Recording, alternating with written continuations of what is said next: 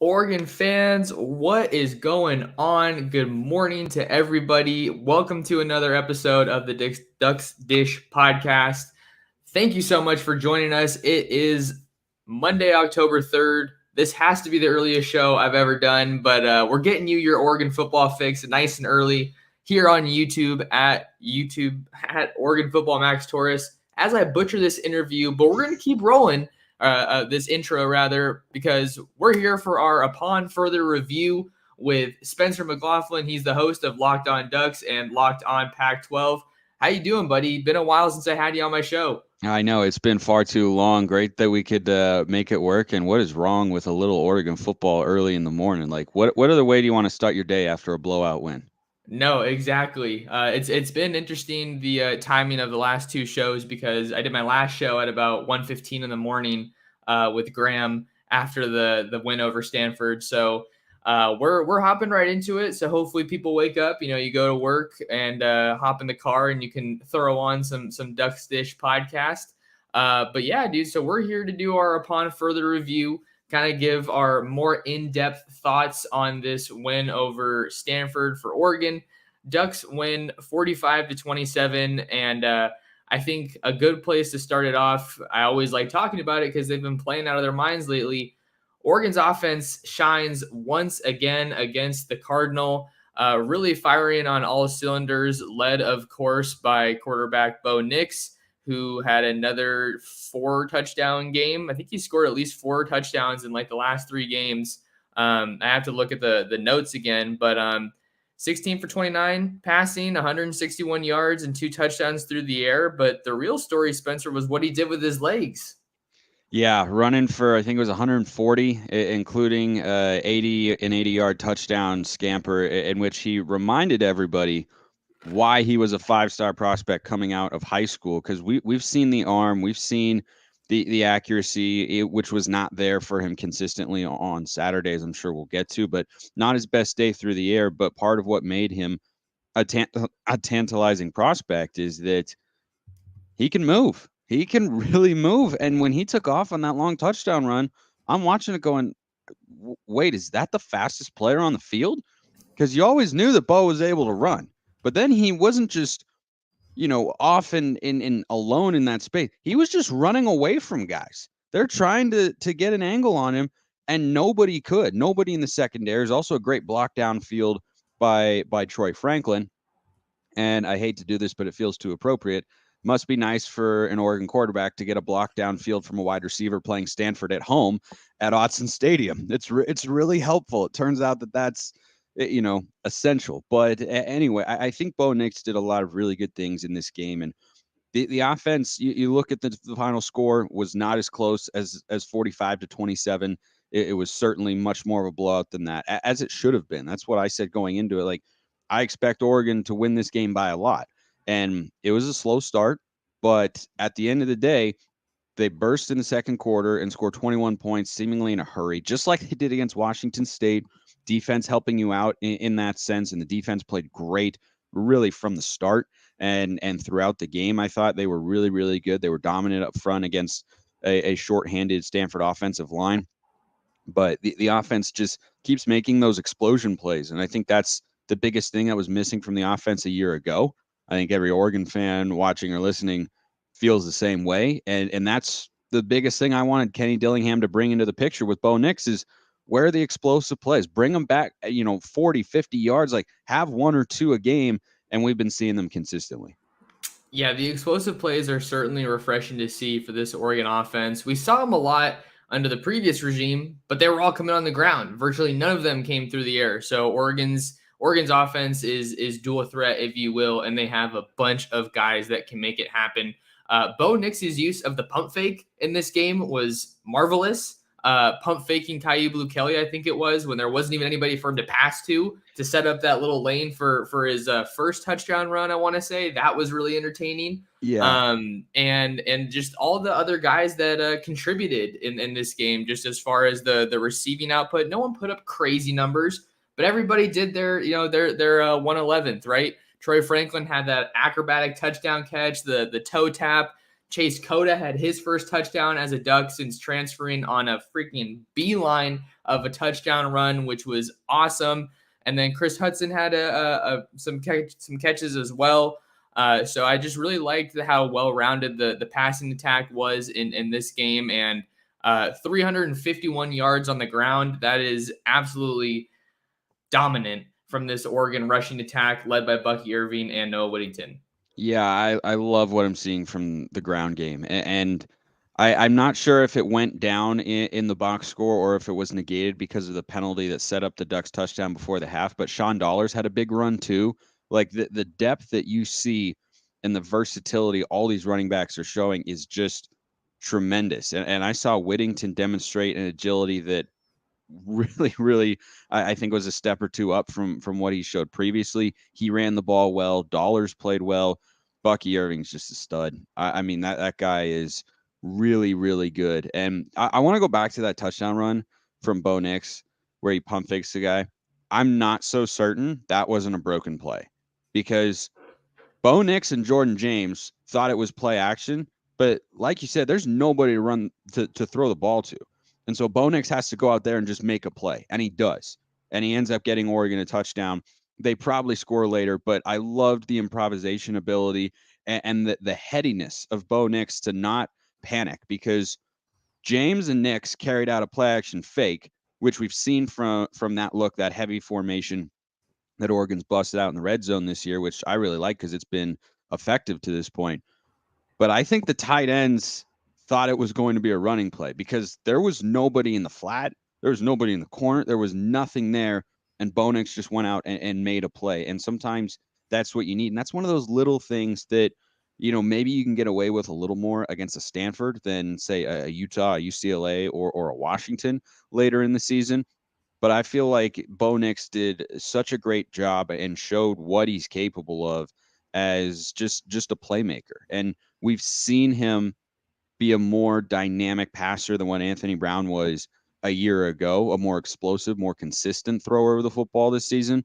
But today he showed that if he doesn't have his best stuff, he's still able to get it done, right? To use a baseball analogy, sometimes a pitcher's going to go out and not have his best stuff. Curveball's not as sharp. Fastball location is not as precise as normal. Maybe he's a mile per hour to below what he's usually at. The great pitchers will turn that into 6 innings and 2 runs. The average pitchers get bounced before they get through the 5th inning. And I think that's what Bo Nix showed here is he didn't have his most accurate deep balls. The passing game wasn't required as much, but also the offensive line had some moments where Bo Nix was under a little bit of pressure and he was making the right plays, making the right reads time and time again. And I think that's why the offense was so successful. This was a really good Bo Nix game, even though the box score from a passing yards perspective doesn't reflect that. But his decision making allowed this offense to thrive. Yeah, and I think the more I think about it, Spencer, the pump fakes and whatnot that we saw, I feel like it was a good example of just kind of how his game has evolved a little bit more. Some of those improvising plays off script that sometimes didn't end up going his way at Auburn are going his way at Oregon. So I feel like he's really finding the right time to use some of his playmaking skills and just kind of say, all right, let's see what we can do here. I think another interesting point that I think I've talked about a little bit writing, and I kind of want to wrap up the offense a little bit here because I know we don't have you for too long today, is just the quarterback situation looking in the future a little bit, because I feel like the Bo Nix experiment, if you want to call it that, or the Bo Nix era at Oregon, it's off to a heck of a start, after that Georgia game. And people are asking the question now, what do we think about Bo Nix coming back in 2023? What does the quarterback room look like? You got Dante Moore coming in. Jay Butterfield hasn't really seen the field too much this year, as Ty Thompson served as the primary backup. He got into the game again, so I feel like it wasn't a huge sample size, but I feel like his samples look pretty similar each time he does enter the game. What do you think about Bo Nix and this quarterback situation next year? Well, I think only Bo knows what his future plans will be, because is he going to be a high round NFL draft pick? No. A mid round NFL draft pick? No. Could I see a team taking a late round flyer on him, 7th round, to compete for a backup quarterback slot? Yeah, absolutely. Look at some of the guys. You know who the Patriots had in at quarterback this week? Bailey Zappi, who threw for 1,000,000 yards at Western Kentucky. But from a physical traits perspective, athletically and arm talent, you can't tell me Bailey Zappi has something that Bo Nix doesn't have. So I don't think Bo is looking at the NFL as an option. Well, I mean, he might in his own mind, but it's not something where he's going to, be a plug and play starter or maybe even a plug and play backup. But could he make a roster? Could he compete for that? Yeah, and he will answer the question at the end of the season whether or not he wants to play a fifth year of college football, because it's a long time. That's a long time to be in college, even though he's, probably not going to very tough classes. You still have to go to classes, and the grind of college football is different than that of the NFL because you can focus just on football. So maybe that's what he wants to pursue. And I'm sure in the offseason, he'll try to get some draft scout evaluations and get a feel for where he might end up.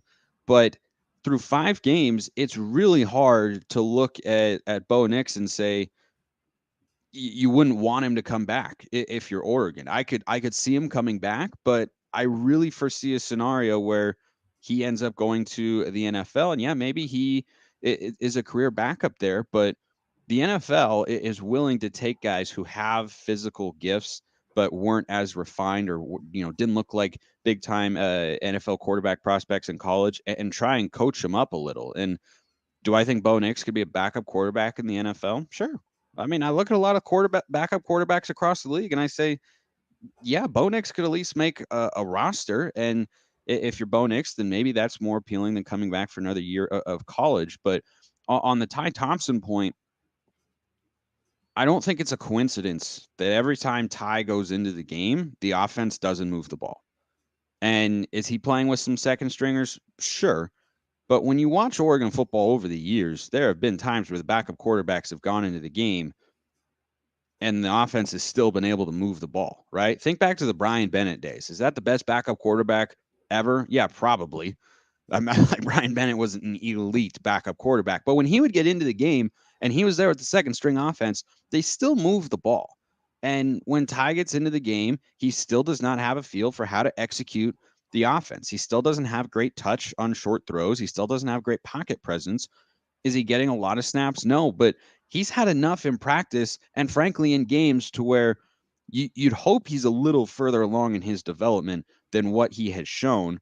But I can't sit here right now and say, yeah, if Bo leaves, it's Ty's job next year. If Bo leaves after this season, which I think is possible, and it is noteworthy, he's got another year of eligibility, but he lists himself as a senior on the Oregon football roster. He could list himself as a junior if he wanted to, but he lists himself as a senior. So that kind of seems to indicate he might leave, but he could change his mind.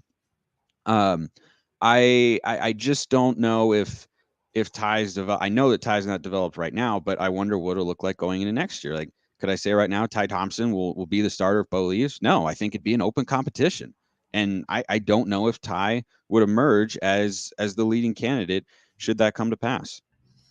Yeah, so it's an evolving question, and I think that's kind of the point that I'm getting. I'm not trying to ridicule Ty or just hammer him and criticize him, but I feel like when he does get into the game, it's pretty much the same thing each time. It's choppy. I think that's one of the benefits though from this young season so far. Oregon's able to get enough of a lead to get some of these guys in, to get the Josh Connerlys in, to get the Kamari Terrells in.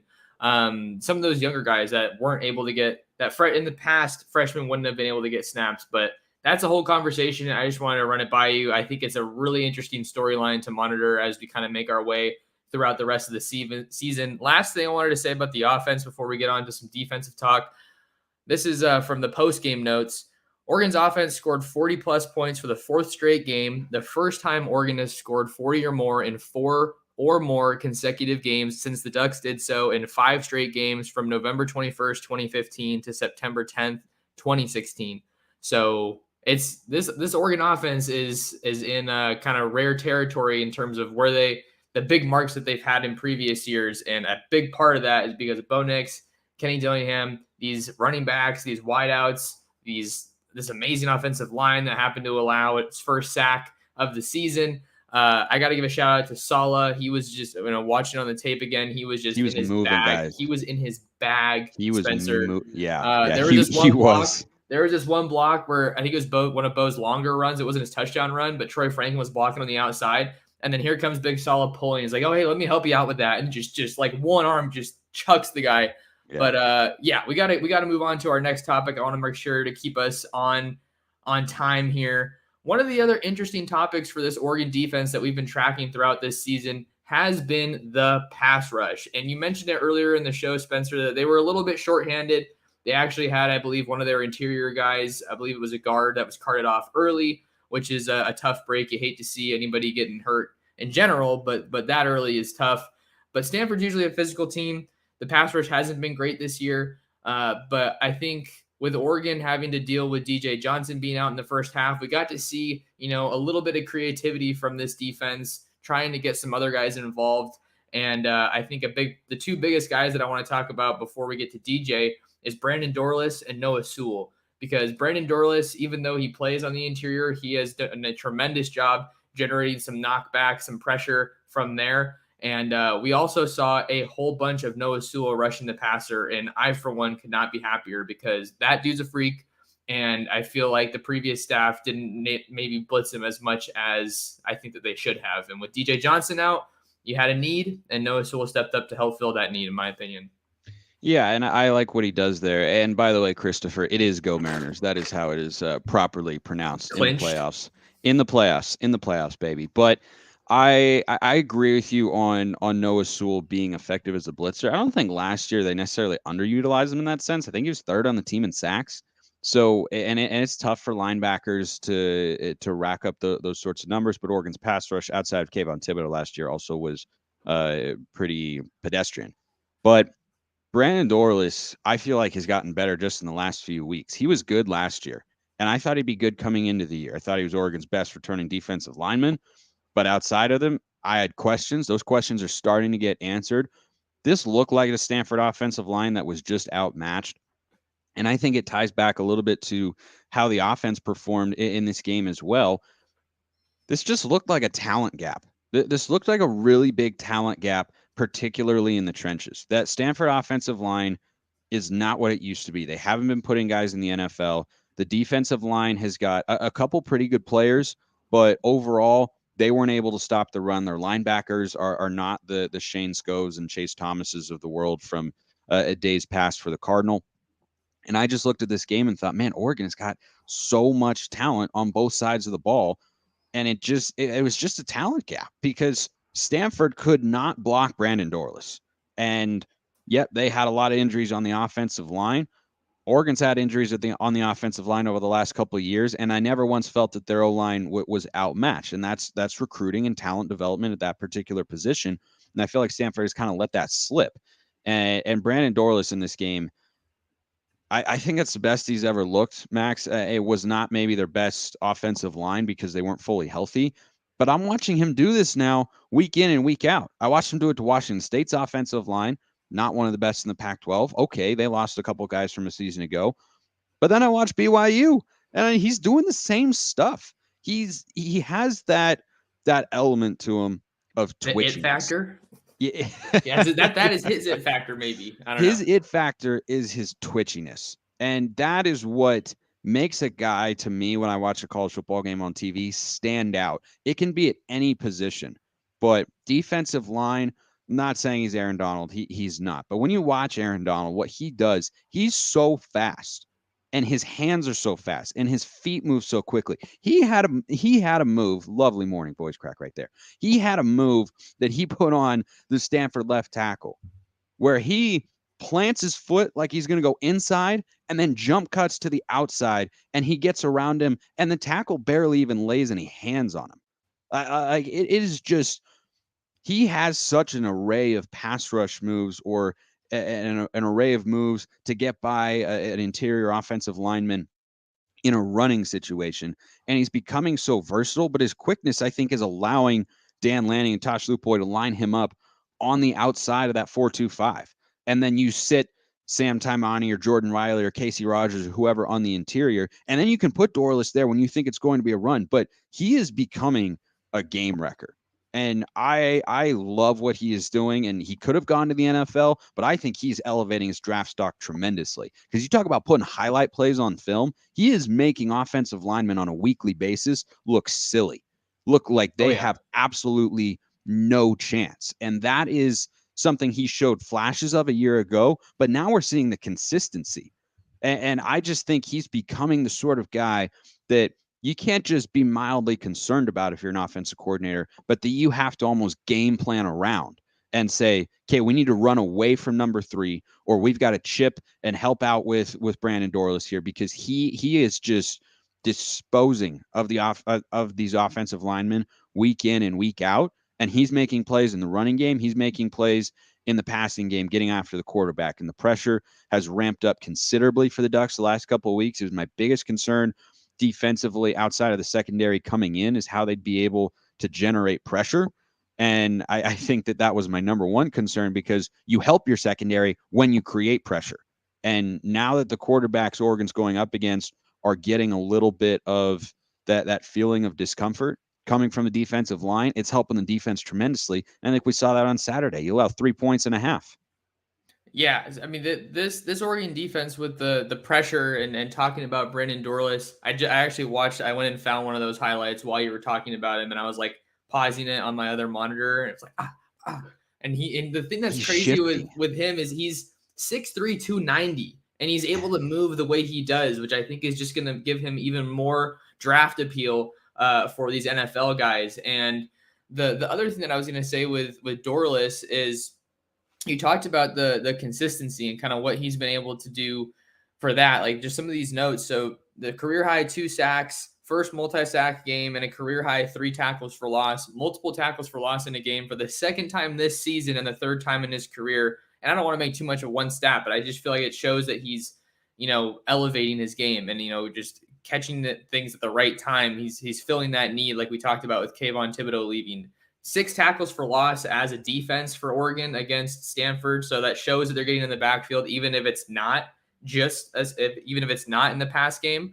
So I was really impressed with that. And just because we're talking about the Oregon pass rush, I got to give a tip of the cap to Casey Rogers. I did that on Yes. the other live show, but like he was really showing up in this game, getting some good pressure and knocking back the offensive line. And he's one of those guys, like you were just talking about in your last point, Spencer, I think, that allows this Oregon defense to push Brandon Dorlus to the outside because they know what they're going to get from Casey Rogers on the interior. So I think that just we're seeing some of these pieces, like especially from the transfer portal, that are really helping this Oregon defense get to where they want to be and where they need to be. Where does this defense look without Casey Rogers? I think they have some guys that can step in a little bit just with the depth there. But Christian Gonzalez in the secondary, he has been an absolute gem for Oregon. And that was actually our next topic that I was hoping to get to, unless you had anything you wanted to add quick on the pass rush. No, I love Casey Rogers. When he transferred in with Jordan Riley, I thought, all right, they're following their coach. They had, decent careers, their experience. Like, okay, I didn't think that much of it, but I've been pleased with both, particularly Rogers. He's not the biggest, he's not the flashiest guy, but he's just disruptive. He just goes out there and is making life as difficult as he can for the other team's offensive lines. And you can't discount the need for a defensive line to work in tandem, or at least produce in tandem, because if Casey Rogers is someone who has the attention of a guard and a center, well, maybe that opens up Dorless for a one-on-one with a tackle if they don't chip with a tight end or a running back, right? So that sort of chess match playing around is why you want to have as much depth up there as you can. And I think Oregon is performing well in that area. And that was a legitimate question coming into the year. But if they keep getting after quarterbacks like they have the last couple of weeks, right? BYU, Jaron Hall was still a little too upright for our liking, and hopefully, that's something that's in the past. If you put pressure on quarterbacks like the Ducks have been doing, you're going to help the secondary a lot. And Gonzo probably won't allow another touchdown this year if you keep putting pressure on quarterbacks, because that guy. Someone in the comments said Gonzo is him, which I think is like the big thing to say right now. He is him. Okay. I guess that's the hot thing to say on social media. But and he also pointed out Bennett Williams had a great game. But I tell you what, Gonzo is. I hyped him up coming into the year. I said, I think this guy is really good. I'd watched a little film on him. He was a good player at Colorado. I think that's the best corner Oregon's had probably since Thomas Graham. Maybe a sophomore year, Mikhail Wright, but I think he's probably above where Mikhail was, and he's looking like an NFL caliber corner. And Gonzo, the other thing too, he's so good in coverage, and he's such a fluid athlete. Everything looks so easy for him. Like even the 5-yard first down completion he allowed to Stanford on Saturday, which I think was basically the only time he got beat in a 1v1, and Stanford actually completed the pass. That's just a heck of a throw and catch. Like he's all over him. He's not committing PI, and a guy makes a tough catch. Tip your cap and say, "All right, good play." That's what the offense. That's what you want to have, where they have to work that hard just to get 5 yards on him. And he's a great tackler too. Every time he comes up, he and Bennett Williams both probably the most sure tacklers on the team. Oh yeah, no doubt about it. Well, we're gonna take a quick break here on the Ducks Dish podcast, and then we're gonna dive back into the secondary on the other side. So hopefully you left a little bit there, a little bit on the bone there, Spencer. But there's plenty. don't go anywhere. We got more Oregon football versus Stanford analysis for you right after this. All right, welcome back to the Ducks Dish podcast. We are live on YouTube on this beautiful Monday morning, October 3rd. I'm your host, Max Torres. That's my guy, Spencer McLaughlin. And we are here breaking down Oregon's win over Stanford before we definitively turn the page to the Arizona Wildcats, Oregon's Week 6 matchup out there in Tucson. How are we already in week 6? Where's the time going, Max? How did we get to week 6? I thought the season just started. I feel the same way, man. And it's weird with the high school season too, because like those guys are posting their mid-season highlight reels and whatnot. But we got to talk some Oregon secondary against Stanford. We already talked a couple of standouts. We got Christian Gonzalez at corner and Bennett Williams at safety. Definitely Oregon's two steadiest contributors in that secondary. But with me, Spencer, I think my biggest thing heading into this Stanford matchup was really trying to limit the big plays, and then also from last year, the jump balls, something that is a stamp of that Stanford offense.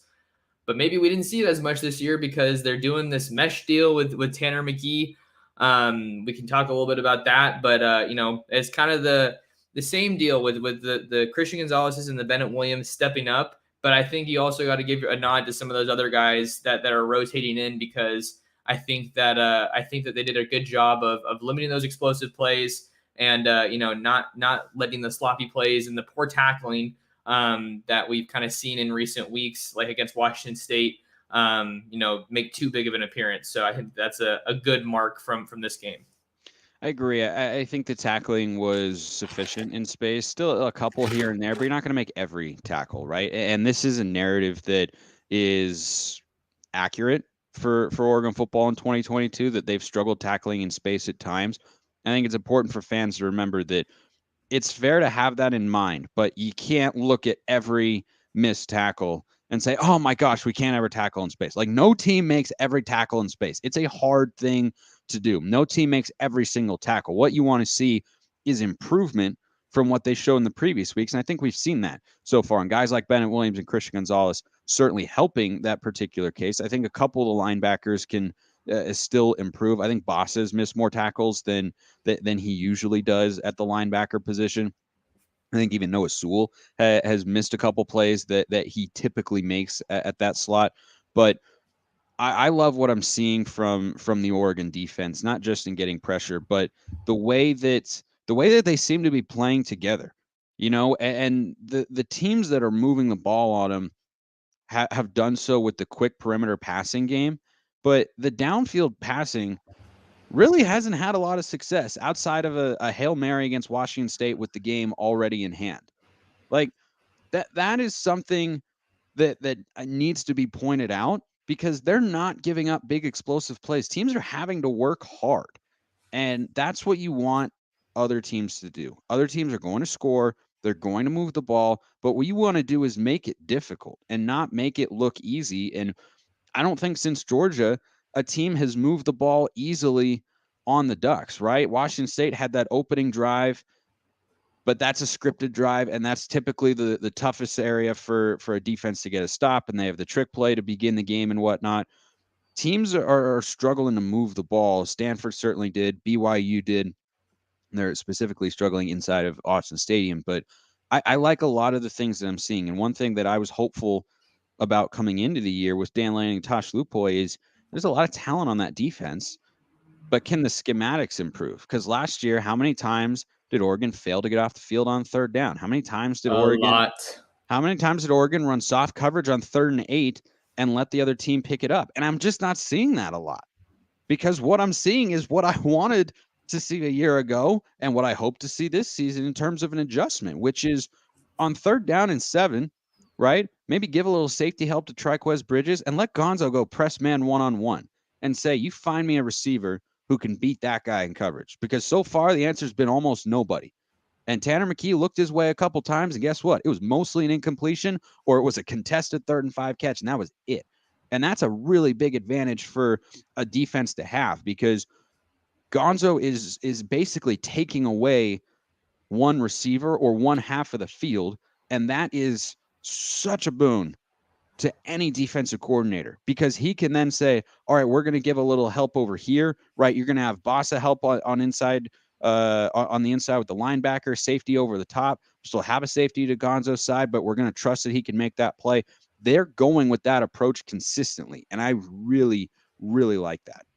Yeah, I was talking to someone the other day. What would the secondary look like if Mikael Wright and DJ James were still here? That would be absolutely I don't insane. think DJ I feel James would like be. I don't think DJ James would be starting. I think you'd see Mikhail Mikael starting and opposite Gonzo. Gonzo. I think Gonzo's the best of all those guys that you just listed, and then I think it'd be Mikhail Wright. And I thought Mikhail Wright would at least get drafted. I thought he should have gotten drafted. I had the opportunity to be on a Zoom call with Mel Kiper Jr. and I got to jump in and ask a couple questions about the Ducks. And I asked him about Thibodeau, but then I asked about McKinley and Wright, and he was very confident. He didn't cast any doubt whatsoever that they would get drafted. You know, he said McKinley would probably come off the board first and then Wright, but both should be kind of mid to late round picks. And the fact that they were both undrafted free agents is something that really surprised me. But I also thought Mikhail Wright took a step back in 2021 from what he showed his first 2 years. And he, I think, would have been a great piece. Physically, he's got a similar build to Gonzalez, and he's got great speed. I think he just needed a little bit more coaching, maybe needed a different scheme to really realize his full potential. And I mean, it's a what if for this defense right now, but I still like the things I'm seeing from the secondary. I know that Bridges is going to get picked on more and more, but I think that's just more a function of Gonzalez being really, really good. Yeah, and maybe that's a reality that the Oregon defense is going to have to live with, whether it's Triquez or Dante. You know, those guys come in a little bit. Jaleel Florence has carved out a significant role as a rotational piece as well. To wrap up on the defense, we talked about 3rd down and how they were able to get off the field. Stanford just going, let's see, what was it? 3 for 14. No, That's awesome. sorry. No. Correction. 5 for 16 on 3rd down. So Oregon was able to get off the field in those instances, which is another step in the right direction. Last topic I want to get to, Spencer, before we get you out of here. Let's talk about what's next for Oregon after this Stanford win, because the way that the schedule is shaken out for the Ducks, I think, has been tough. But at the same time, you're glad that you've gotten those games out of the way, because you start things with Georgia. That was rough. You know, you see where you're trying to get to. And then you get the game against BYU at home. That was a good team that they were able to defeat. And then you go on the road to the Palouse. Then you get Stanford, which is kind of a trap at 8 p.m. no less, adding to that trap element. And then now they get ready to head to Tucson to face Jed Fish and the Wildcats, Jaden DeLora, Tetairo McMillan, a couple of the notable names there.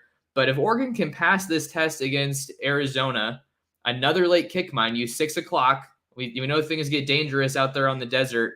I think this shapes up really well for Oregon, because after that, you got the bye week at seemingly the perfect time now with the way that UCLA is playing after giving Washington their first loss. Now they're 5-0.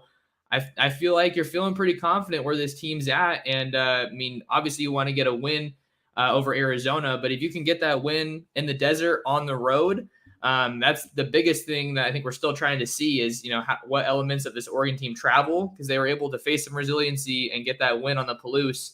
Now you got to do it again and just, keep getting consistent, keep showing up and responding to that adversity. So where are you kind of at? What's next for Oregon? Well, I think Arizona is a tougher test than Stanford, not just because it's on the road and in the D word, shall we say, desert, which we try not to say here around the Oregon football program, because we all have more nightmares than we would care to remember in that particular area of the conference. But this is a Stanford team that is not very good. They're in fact pretty bad. I think they're only about a step above Colorado, who fired Carl Durrell at long last for Buff fans. I know they're excited about that in Boulder. They might have to endure an 0-12 season, but I hope they find one win. I really do. No one deserves to go 0-12. It's not fun. Like, could you imagine, Duck fans, if we had to come on here and go through an 0-12 season with all of you? We would do it. We'd do it no matter what. But like, it's just no one deserves that. So hopefully they can find one win. But losing handily at Arizona this week, where they were a big underdog, is not exactly a great indicator there. But this is an Arizona team that is rebuilding. The rebuild is well underway. They've already surpassed their preseason win total of 2.5, which I talked about on Locked On Pac-12. Was probably the easiest over of any team in the conference. I think Oregon State over 5.5 is also a pretty good bet coming in. But there's still a year or two away from being a team that top to bottom can go toe to toe with the Ducks. And just for reference, the Cal Bears offense, it was in Berkeley, sure. They put up 49 points on this Arizona defense. They just don't have the bodies. They're just not there yet. They've got a new defensive coordinator who came over from UCLA. It just, this is a game where Oregon is a double-digit favorite on the road. I'm not saying you should take it lightly. I think it has all the makings of a trap game for sure. But similar to Stanford, Oregon has a better roster top to bottom. They just have more athletes. They just have better players. And I think this is one where Oregon can really kind of show their moxie on the road and assert themselves if they come out and can avoid self-inflicted wounds. Because I expect there to be a pretty good Arizona crowd, because the optimism around the program is high, as it should be, because Jed Fish has them going here, right? Some programs, Stanford, Arizona State, Colorado, going down, Cal kind of middling. Arizona looks like that. They're recruiting the way they're playing. They've got Jaden Delore at quarterback. He's got, I think, 3 years of eligibility, including this one, and he'll probably be there for the next 3 seasons. And that was their biggest problem a year ago, was the revolving door of quarterback play, and it wasn't good quarterback play either. So they have come a long way, but they still have a ways to go. And you should expect Oregon to play well in this game, but college sports are crazy, and it's not as if they don't have some talent. And I also think what Oregon struggled most with this year has been kind of the screen quick hitter game, right, Max? And that's something that Arizona has the athletes to run effectively. I don't think Stanford really did, because they're focusing more on the big body receivers to win one-on-ones, but they didn't have a lot of explosive athletes on the perimeter. So that wasn't a feature of their offense, and it hasn't been. And just a quick note on that long mesh RPO stuff. I don't like it. It doesn't seem to work. It hasn't worked in any of the games they've played. They ran the ball well against USC, but it seems like everyone can run the ball on USC. I mean, Arizona State, for goodness sake, put up a decent fight in Los Angeles. They still lost by, I think, 17. I think it was like 42-25. But that's more points than Arizona State should score. They went up to Washington. They couldn't move the ball. They turned it over too often. And I just think that long mesh allows for the defensive line to get pressure. And you're trying to create one-on-ones with your receivers, but that requires explosive talent out there. And I just don't think they have that. So I'm not a fan of that. But what Arizona's doing with Jaden Delora and T-Mac and Jacob Cowing, those are legit weapons. Those are legit weapons in the Pac-12, and they've got good chemistry, and they can move the ball. And I expect them to be able to put up at least more points than Stanford did in the first half against Oregon, especially at home. But it's that Arizona defense that is still a big question mark, and should allow for the Oregon offense to succeed again. I expect them to be able to go down and put up another 40-point performance, Max. Yeah, I think it's well within the realm of possibility. My final thoughts here before we get you out of here, Spencer. I agree with you. It's an opportunity for Oregon to make another statement, to get another statement win on the road as they travel to Tucson. I have to correct myself. I said 6 o'clock. That's 6 o'clock Mountain Time. So that's 5 p.m. For us folks in Pacific Standard Arizona's Time. not in Mountain Time. I'm looking at their website right now. Tucson is on Mountain Standard Time Zone and does not observe daylight savings. Oh, That's that's from their website. right. That's So right. that's a little wonky. Program your college football Saturday around that as you will. But it's going to be a big test for Oregon defensively. But I think it's a test that they've kind of passed in different chunks earlier this season with the mobile quarterbacks that they face, some of the bigger wide receivers. Certainly that skill talent against Georgia is going to help them be prepared for this game. But either way, big win for Oregon to take care of Stanford. I will say that I was only 7 points off in my prediction until that garbage time touchdown. So I was really getting ready to beat my chest for that one. But that's a big win for Oregon over Stanford as they turn the page to Arizona. Spencer, where can people find more of you and what you got going on in the college football space? At Smalls_55 on Twitter, and I host Locked On Ducks. Some of you in the comments section clearly know that. I appreciate all of you supporting the show out there, which is on YouTube or wherever you get your podcasts. I also talk about everybody else in the Conference of Champions on Locked On Pac-12, which is also on YouTube and podcasts at LO_Pac-12, the Twitter handle, or you can just follow me, and I'm always putting out my shows on my personal account. But yeah, great to have you on, or great to be on with you as always, Max.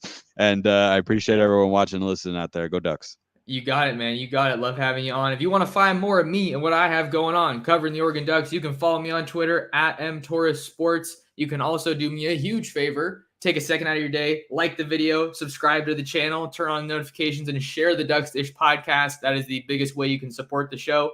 And don't forget to stay tuned to ducksdigest.com for the latest and greatest in Oregon recruiting. Got some interviews that I'm working on there.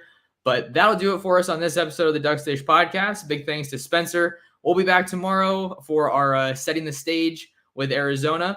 And we will catch you guys in the next episode of the Ducks Dish podcast.